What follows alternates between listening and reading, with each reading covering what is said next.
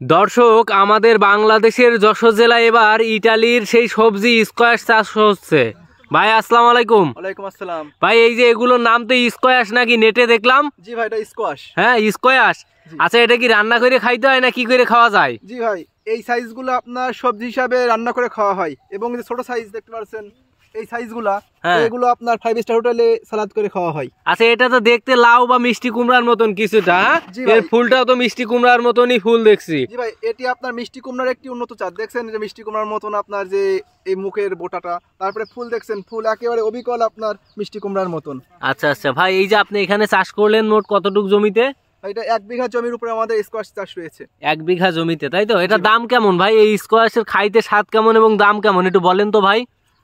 ভাই এটা খেতে অনেকটা লাউয়ের মতন এবং আপনার এটা উচ্চ মূল্যের একটি সবজি।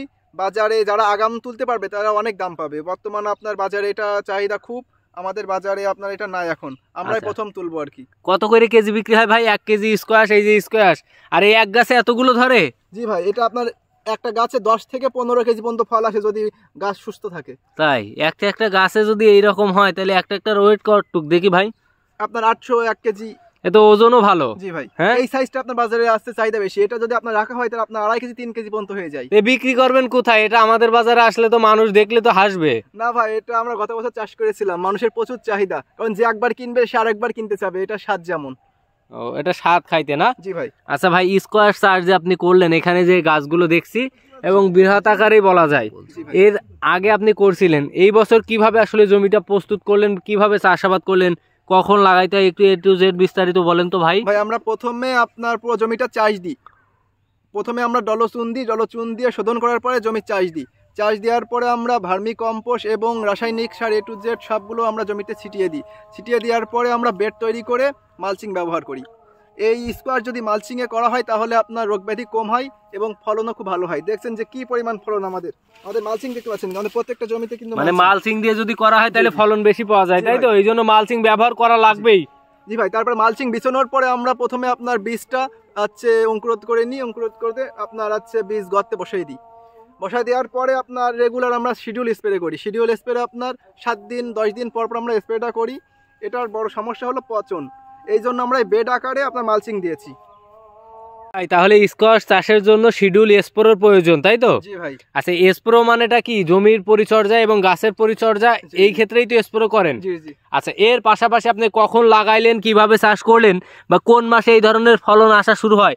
এই আমি তো দেখতে পাচ্ছি প্রত্যেকটা গাছ এই যে ফুল এবং এই যে এই পাশে ফলও রয়েছে, এই যে ছোট ছোট কিছুটা গাছে, হ্যাঁ সব কটা তো ফলন আছে। তো কিভাবে চাষটা করলেন একটু আমাদেরকে যদি বলতেন। ভাই আমরা চাষ করেছি আপনার অক্টোবর মাসের 15 তারিখে আমরা প্রথম জমিটা চাষ দিয়েছি। তারপরে আপনার জমি রেডি করতে এবং বীজ বপন করতে আপনার অক্টোবরের 25 তারিখের দিকে আমরা এটা জমিতে দিয়েছি। আজকে গাছের বয়স আপনার 40 দিন। আচ্ছা, মাত্র 40 দিন বয়সে এরকম ফলন পাচ্ছেন ভাই? হ্যাঁ, মাত্র 40 দিন বয়স। আপনার গত বছর আমরা চাষ করেছিলাম 45 দিন লেগেছিল, কিন্তু এই বছর আমরা 40 দিনে আমরা ফল পেয়ে গেছি। আচ্ছা ভাই, এই গাছের এই যে পাতাগুলো দেখছি, এর পাতাগুলো তো অদ্ভুত। এই যে স্কোয়াশের পাতাগুলো অদ্ভুত লাগছে এবং এর ফলনটাও আমি নতুন দেখছি, জানি না যে আমাদের দর্শক বন্ধুরা দেখছে কিনা। ভাই এই স্কোয়াশ চাষে আপনি উদ্বুদ্ধ হলেন কারণ কি? এত সবজি থাকতে বা এত ফলন থাকতে, এত ফসল থাকতে কেন আপনি স্কোয়াশ চাষে উদ্বুদ্ধ হলেন? আমরা সবসময় উচ্চ মূল্যের সবজি নিয়ে কাজ করতে চাই, নতুন সবজি, কারণ পুরাতন সবজি এগুলো সবাই চাষ করে। আমাদের সবসময় টার্গেট থাকে নতুন নতুন সবজি, যেগুলো বাজারে অনেক চাহিদা থাকে এবং দাম অনেক বেশি পাওয়া যায়। আচ্ছা, এই জন্যই আপনি এই স্কোয়াশ চাষ করলেন? জি। আচ্ছা, 1 বিঘা স্কোয়াশ চাষে কতটা চারা লাগে? আপনার 1 বিঘাতে আপনার 1500 থেকে 2000 লাগানো যায়। অনেকে অনেক রকম লাগায়, কেউ আপনার একটু পাতলা করে লাগায়, কেউ একটু ঘন করে লাগায়। আচ্ছা, তাহলে 1 বিঘা জমিতে মোটামুটি যদি পাতলা করে লাগানো হয় তাহলে কয়টা লাগবে, আর ঘন করে লাগাইলে কয়টা লাগবে? আপনার যদি একটু পাতলা করে লাগানো হয় তাহলে আপনার 1500 লাগানো যায়, এবং যদি একটু ঘন করে লাগানো হয় তাহলে আপনার 2000 থেকে 2200 আমরা লাগিয়েছি এখানে। মানে বিঘা প্রতি 2000-2200 চারা লাগে, তাই তো? জি ভাই। আচ্ছা, আপনি যদি 2000 এবং 2200 চারা রোপণ করতে চান, এই চারাগুলো আপনি কোথা থেকে পাইছেন বা কিভাবে তৈরি করছেন? এটা আপনার বিদেশি সবজি, তো এই জাতটা আপনার একটু বিদেশি জাত। এটা আমরা ইম্পোর্টারদের কাছ থেকে নিয়েছি বীজটা। আচ্ছা, তাহলে চারা আপনি বাড়িতেই উৎপাদন করছেন, তাই তো? জি ভাই। আচ্ছা, চারা উৎপাদন করছেন? আমরা চারাটা আপনার সিডলিং ট্রে আপনার কোকোপিট দিয়ে আপনার উৎপাদন করি। ও আচ্ছা আচ্ছা, তাহলে তো আপনার এখানে যে প্রসেসিংটা দেখছি, একদিকে মালচিং এবং এই চারা বা বীজ থেকে চারা তৈরি করাটাও ছিল আপনার আধুনিক কৌশল, তাই তো? জি ভাই। আচ্ছা, চারার বৃদ্ধিটা কেমন ছিল? আপনার কোকোপিটের চারার আপনার বৃদ্ধি দেখতে পাচ্ছেন যে গাছের কি ফিগার, গাছ আপনার দেখুন বাগের মতন গাছ আপনার তরতাজা করছে এবং কালো কুচকুচে হয়ে গেছে। আচ্ছা ভাই, আপনি যে কথা বললেন যে স্কোয়াশ চাষে মালচিং চাষটা খুব জরুরি। জি ভাই। আচ্ছা, মালচিং এ করলে কি কোনো মানে কি লাভ হয় নাকি, না বা কোনো সুবিধা আছে? ভাই আপনার একটা হিসাব দিয়ে আমাদের 1 বিঘা জমিতে আপনার খরচ হয়েছে আপনার 17,000। মালচিং এর খরচ কিন্তু খুব বেশি না, 1 বিঘাতে আপনার সর্বোচ্চ গেলে আপনার 8 থেকে 10,000 টাকা খরচ হয়। তা আমরা যে স্কোয়াশ চাষ করেছি আপনার খরচ একেবারে কম। আর স্কোয়াশটা আমরা চাষ করছি নিরাপদ একেবারে অর্গানিক পদ্ধতিতে। দেখছেন যে দূরে দেখা যাচ্ছে ইয়েলো ট্র্যাপ, আমরা এখানে আপনার আছে বিষ খুব কম ব্যবহার করি, কারণ স্কোয়াশে বিষ খুব কমই লাগে। আচ্ছা আচ্ছা ভাই, তাহলে আপনি বলতে চাচ্ছেন যদি মালচিং ব্যবহার করা হয় তাহলে রোগ ব্যাধি কম হয়, এই জন্য মালচিং ব্যবহারটা খুব সমস্যা একটা আপনার পচন লাগা, যদি মাটির স্পর্শ পায় তাহলে আপনার পচন লাগে। আমরা ট্রাই করছিলাম মাটিতে দিয়ে যে আপনার মাটিতে কেমন হয়, তা আপনার স্কোয়াশ মাটিতে যখন ব্যবহার হয় মানে লাগে তখন আপনার পচে যায়, তলার দিকে আপনার স্কোয়াশ নষ্ট হয়ে যায়। কিন্তু আপনার আমার দেখতে পাচ্ছেন মালচিং আপনার একটা স্কোয়াশও কিন্তু কোনো পচন নাই এবং আপনার একেবারে ফ্রেশ রয়েছে। আচ্ছা ভাই, এটা শীত ছাড়া কি হবে? না, এটা ভাই শীতকালীন সবজি। শীত বাদে হবে না? জি না ভাই। আচ্ছা, তাহলে লাগানোর কতদিন পর থেকে মোটামুটি ফুল ফল আসবে, আর কতদিনের চাষাবাদের মেয়াদকাল? লাগানো 30 দিন পর থেকে ফুল আসে এবং আপনার প্রথম দিকে পুরুষ ফুল আসে এবং পরে গিয়ে আপনার স্ত্রী ফুল হয়। ও, এটার কি ফুল ছোয়াইতে হয়? না না, ফুল ছড়ানো লাগে না। অনেকে বলে যে ফুল ছড়ানো লাগে, কিন্তু এটা হরমোন স্প্রে করলে আপনার অটোমেটিক সেট হয়ে যায়। আচ্ছা, আর রোগ ব্যাধি কেমন দেখছেন জমিতে? পানি সেচ কেমন লাগে বা সার কেমন লাগে সব মিলিয়ে? আপনার স্কোয়াশে আপনার খরচ অনেক কম এবং সার মাটি অনেক কম লাগে। আমরা মালচিং এর ভিতরে সার মাটি দিয়ে মালচিং করেছি, আপনার সার মাটি এখনো দেয়নি। আচ্ছা মঞ্জুরুল ভাই, আপনি অনেক কিছু চাষ করেন এবং এই স্কোয়াশের পাশাপাশি এই যে পাশেই রয়েছে টমেটো জমি বা আপনার ওই পাশে আরো শশা আছে, বিভিন্ন কিছু চাষ করেন। স্থানীয় কৃষি বিভাগ আপনাকে কি ধরনের সহযোগিতা করছে সেটা একটু আমাদেরকে যদি জান।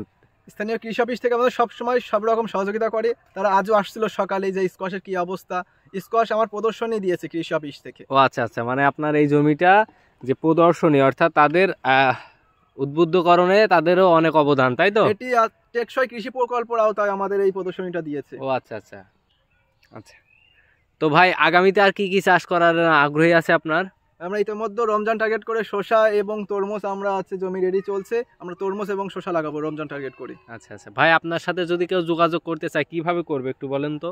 আমাদের ফোন নাম্বারে যোগাযোগ করতে পারে। আচ্ছা, আপনার মোবাইল নাম্বারটা বলেন। 01307674502। আচ্ছা, আর আপনার এই যে স্কোয়াশের জমিটা যদি কেউ দেখতে আসতে চায় বা যদি আপনারা চাষাবাদ সম্পর্কে কেউ জানতে চায় তাহলে কিভাবে যোগাযোগ করবে? ভাই আমার নাম্বারে ফোন দিলে যে কোনো সমস্যা সমাধান আমরা করতে পারবো, যে কোনো পরামর্শ সহযোগিতা আমরা সবসময়। আর লোকেশন যদি আপনার এখানে আসার লোকেশন? আমার লোকেশন হলো যশোর জেলা শাসা থানা শিকারপুর গ্রাম। আচ্ছা, তাহলে মঞ্জুরুল ভাই মূলত কি করেন? এই কৃষি কাজই করেন না পাশাপাশি পড়াশোনাই করেন? কৃষি নিয়ে আমাদের কাজ, পড়াশোনাও করি। আচ্ছা আচ্ছা, ধন্যবাদ আপনাকে। ভাই দেখতে পাচ্ছেন ইয়েলো ট্র্যাপ আপনার একটি আপনার জৈব বালাইনাশক। এই জমির সকল পোকা দেখছেন এই জায়গায় আটকে আছে, সব রকম পোকা। আপনার চাষিদের সবসময় বলি যে আপনারা এই ইয়েলো ট্র্যাপ ব্যবহার করেন, কারণ আপনার এখানে আপনার বিষ কীটনাশক এগুলো কম খরচ হবে। ইয়েলো ট্র্যাপে আপনার সকল পোকামাকড় দেখছেন এখানে আটকে আছে। আপনার রোজ ফাও স্প্রে করে অনেক টাকা ব্যয় করে তো কোনো লাভ নাই। সকল চাষিদের জন্য বলতে চাই যে আপনারা জমিতে, সবজির জমিতে আপনারা ইয়েলো ট্র্যাপ ব্যবহার করেন, তাহলে আপনাদের সবজি নিরাপদ এবং বিষমুক্ত থাকবে, যার বাস্তব প্রমাণেই।